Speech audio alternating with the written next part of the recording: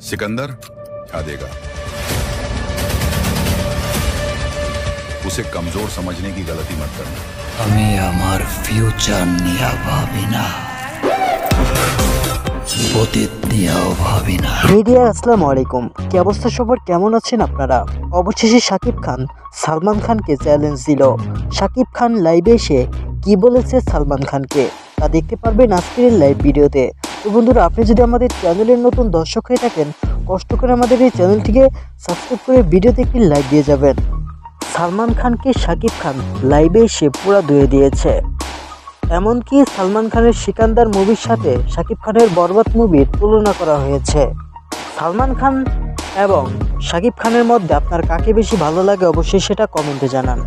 সালমান খানের সিকান্দার মুভি এবং শাকিব খানের বরবাদ মুভি। শাকিব খান সিকান্দার মুভি নিয়ে বলেছে, সিকান্দার মুভির বাজেট হয়তো অনেক বেশি, কিন্তু বরবাদের রিয়াকশন এবং ব্যাকগ্রাউন্ড মিউজিক সিকান্দার মুভির চাইতেও ভালো। হয়তো আপনারা বরবাদে আমার নতুন লুক দেখতে পারবেন, যা সিকান্দার মুভির থেকেও অনেকটা ভালো লাগবে দর্শকদের। সিকান্দার মুভির বাজেট 90 কোটি টাকা হলেও বরবাদ মুভির বাজেট মাত্র 4 কোটি টাকা।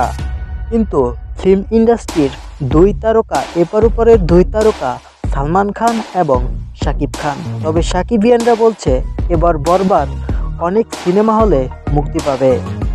বাংলা সিনেমা মানেই শাকিব খান। তবে বন্ধুরা, সিকান্দার মুভিকে বাহবা দিচ্ছে সবাই, কারণ হাই ভোল্টেজের একটি বাজেটের মুভি, প্রায় অসাধারণ একটা মুভি হতে পারে এই মুভিটা সালমান খানের সেরা মুভি। তবে কেন শাকিব খান এই যুক্তিতে বলেছে সিকান্দার মুভির সামনে বরবাদ মুভিও ভালো চলবে? তো বন্ধুরা, ঈদে মুক্তি পাওয়া বরবাদ এবং সিকান্দার মুভি আপনি কাকে এগিয়ে রাখছেন? এপার বাংলার এবং ওপার বাংলার কোন সিনেমা আপনার সবথেকে বেশি ভালো লাগে? হিন্দি মুভি নাকি বাংলা মুভি? অবশ্যই সেটা কমেন্টে জানাবেন।